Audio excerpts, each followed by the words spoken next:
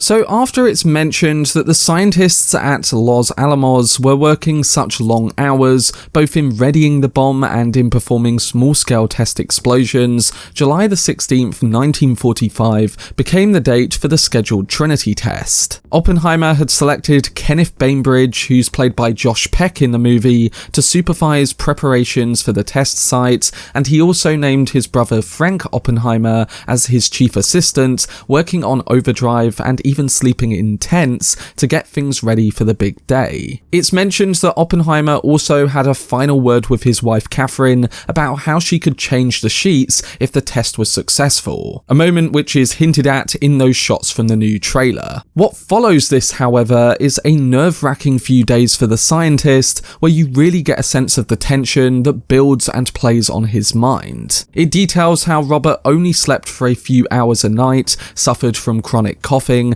and worried those who he shared a hotel with in Albuquerque just 2 days before. He was clearly anxious about whether the test would work, and also whether it might even ignite the atmosphere in the process. To add to all that tension, on the day of the test, a large thunderstorm hit the surrounding area of Los Alamos. Soon after, Oppie had shared a final moment with his constructed gadget. The book speaks about the rising tension amongst them all, especially with it being announced that the test would be delayed by a few hours to 5:29 a.m. because of the large storm. Matt Damon's Leslie Groves urged that the test would take place, stormed the facility, and pushed Oppie's chief weatherman to not postpone it. It's known that there was a lot of issues surrounding the communication between both the scientists and those of the military at Los Alamos, and it was mentioned multiple times in the book that Groves had that typical military strictness in the way that he approached certain matters. So during all of this build up to the Big Bang, there's tension towards whether it will actually work, there's tension between the scientists about whether the explosion could ignite the atmosphere and destroy the world, and then there's tension surrounding whether they can even perform the test with the weather being as bad as it was. And this was all playing on Oppenheimer's mind in the hours leading up to the test. Like with what I expect from the rest of the colour timeline in the film, I think Nolan will put you in Oppenheimer's shoes during these early moments, showing that first-person perspective and showcasing all the tension towards whether it will work. Just in the shots we've seen in the trailer already, whether it's the Trinity test scene or others in colour, you get a huge focus on Oppenheimer through the camera angles that are used, almost as if the camera stays and never leaves him. And this fits in line with that first-person script that Nolan and Cillian have mentioned. I expect that the film will really make you feel the anxiety that he feels, both in the days he spent at the hotel, in the hours before the test, and in the moments where he deals with the weather delays or military pressure. There will likely be this sense of cinematic intensity that Nolan is so used to bringing, whether it be through a ticking clock or psychologically stressful scenes. But when we turn to the actual moment of the explosion, I think things may change in a very impactful way. I think this very moment will mark a transition in perspective, and not by seeing other characters' reactions to the explosion, but actually by having shots that we as an audience view subjectively, in turn giving us all a viewpoint of the explosion that is terrifying. In the book, it makes a primary focus on multiple people's feelings regarding what they saw. It details Richard Feynman and others' reactions, describing the bright flash, the intense heat of the explosion felt miles away, and the ball of orange which had black around the edges, followed by a noticeable purple glow. James Conant, who played a big role in pushing the US government to develop the nuclear bomb, also noted that for a brief moment he thought something had gone wrong and that the whole world had gone up in flames. Oppenheimer's brother also gave a similar description about the heat and flash, and said that the most terrifying thing was that this brilliant purple cloud, black with radioactive dust, hung there there and you had no feeling of whether it would go up or drift towards you. And then finally, the chapter details the reaction of Oppenheimer, which transitioned from tension to relief and then later on to fear. It says Dr. Oppenheimer grew tenser as the last seconds ticked off. He breathed, and when it went off, his face relaxed into an expression of tremendous relief. And while it claimed that he was happy that it had all paid off, what then followed was the mention of the quote that would define his feelings. And that was the "I am become death, the destroyer of worlds" speech. The quote from the Bhagavad Gita that became synonymous with the 1965 NBC documentary. On the final page of this Trinity chapter, it notes that while there was a sense of mixed euphoria about it working, there was also a slight feeling of dread towards what happens next. What followed was the downfall of Oppenheimer, both in his 10-year political spell in trying to get the US government to halt on a nuclear arms race, and a growing sense of grief in his own mind about the ramifications of this weapon for the future. The atomic bomb scene is essentially the integral moment for the rest of Oppenheimer's story and the troubles he faced in the years that followed. But now that we've talked about some of the details in the book regarding this sequence, what do I mean when I say that Nolan might potentially shift perspective in the colour scenes when that bomb does go off? Well, when it does explode during the Trinity test, I can see the director giving the audience the full perspective of that moment. If, like the script, we spend a lot of the film in the shoes of Oppenheimer, and then when the explosion comes, we view that in its entirety as the audience, I think it would be an effective way of transmitting Oppenheimer's later fears and thoughts onto all of us. The shots of the Trinity test in the trailers have all been close-ups of the bomb, and then the moments in the build-up to its detonation have been with Oppenheimer and the scientists miles away. So by giving the audience the full viewpoint of it when the countdown reaches 0, you can really make them feel the power of this weapon and also help them to understand what Oppenheimer may have begun to feel in the years after. Like I said, he took a dramatic turn in his thinking towards the bomb's future,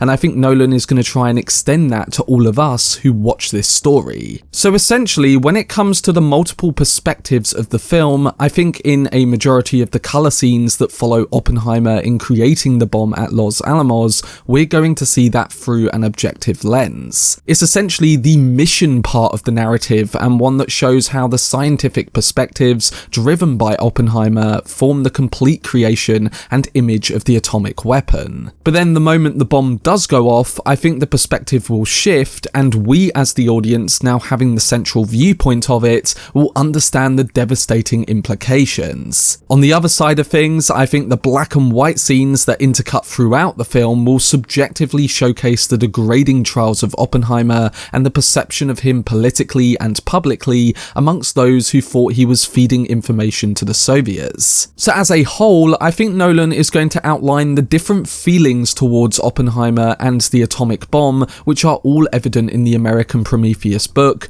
and the Trinity test scene is the central moment that we as an audience start to understand the fears, feelings and thoughts of the central figure. A good example of a film to compare this approach to is 2001's A Beautiful Mind starring Russell Crowe. Without giving away much spoilers, because it's a brilliant film that you need to view yourself, that biopic puts you in the shoes of Russell Crowe's John Nash for a good chunk of the runtime before shifting its perspective and essentially pulling the rug from underneath you. I wouldn't say Oppenheimer is going to have a shocking moment like that film where it completely changes the perception of the movie, but I think the open idea of this change in viewpoint is something that will really push forward the big questions of the story. Seeing Oppenheimer's genius yet his troubled journey both through an objective and subjective lens, and remaining mostly in first person, is something that could be groundbreaking for the biopic genre, and yet it is probably the most appropriate way to adapt it. There's so many perspectives involved that it almost becomes natural to take this multi-layered approach. Of course, Nolan is used to doing just that, and we've seen him play with timelines, narrative structures, and audience perception many times before. So that's what I think when it comes to a story and character perspective in this scene,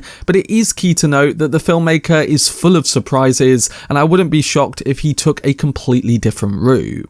Moving on, it's essential to point out that one of the big things which Nolan will aim to pull off with this scene is the filmmaking, capturing the Trinity test in a way that looks as real as possible. We know that Nolan loves to shoot for real, build practical sets, and if he has to use VFX, do so in a minimal and seamless way. And based on what the filmmaker has said in the Total Film article back in December, it seems like he's aiming to simulate an accurate experience, one that has both realistic visual details and practical shots to really cement the destructive nature of the atomic bomb. In Total Film magazine, Nolan said, "I think recreating the Trinity test without the use of computer graphics was a huge challenge to take on. Andrew Jackson, my visual effects supervisor, was looking at how we could do a lot of the visual elements of the film practically, from representing quantum dynamics and quantum physics to the Trinity test itself, to recreating, with my team,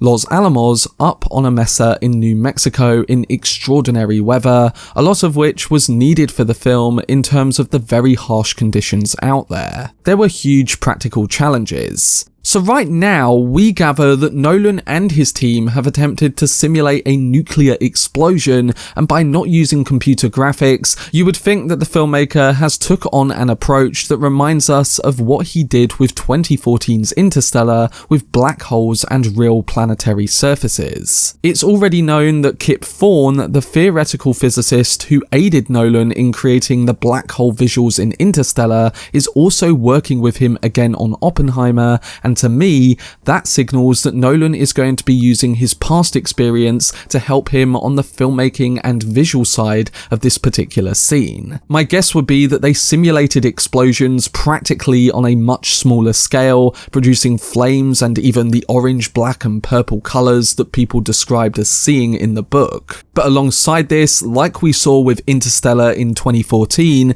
I think they may have simulated the visuals and shape of the nuclear explosion itself using the same scientific imagery techniques. On Interstellar, they put real scientific data into a computer that would then produce the visuals of the black hole. So combining that sort of approach with the help of Kip Thorne and then adding it to smaller practical explosions, Nolan could really create something visually terrifying for the audience, especially if, like my theory, we are going to have that central viewpoint. Combine this with tension-filled music from Ludwig Göransson, something that's probably similar to that marching score from the trailers, and hopefully this whole scene turns out to be really impactful. That would be my prediction when it comes to the filmmaking, but as I said before, the perspective in which we view the scene is something that I think will make it the most effective. So now that we've talked about both the narrative focus and the filmmaking that could be involved, I thought it would be interesting to answer a very popular question that I've been getting on the channel over the last few months,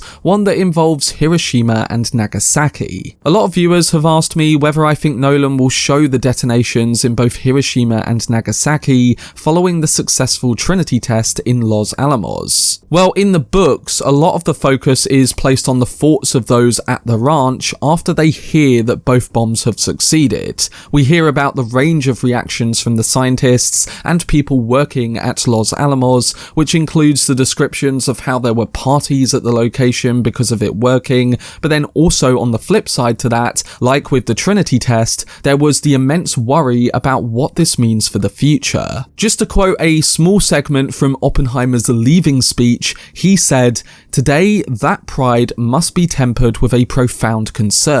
If atomic bombs are to be added as new weapons to the arsenals of a warring world, or to the arsenals of nations preparing for war, then the time will come when mankind will curse the names of Los Alamos and Hiroshima." The speech went on to more dramatic turns, but it became clear in the pages which followed that Oppenheimer began to feel incredibly worried about a potential arms race and the consequences for the world if one of these weapons, or even a bigger one, were to be used again. And we know about what happened with the progression of the hydrogen bomb soon after. But with there being a lot of central focus placed on detailing the troubled reactions to these detonations in Japan, I personally think that it's not needed to show the explosions themselves. The effective approach that I think Nolan will take for Hiroshima and Nagasaki is one that shows us Oppenheimer's reaction and his thoughts towards the future of the atomic weapon. Keeping in line with that objective view in most of the colour sequences,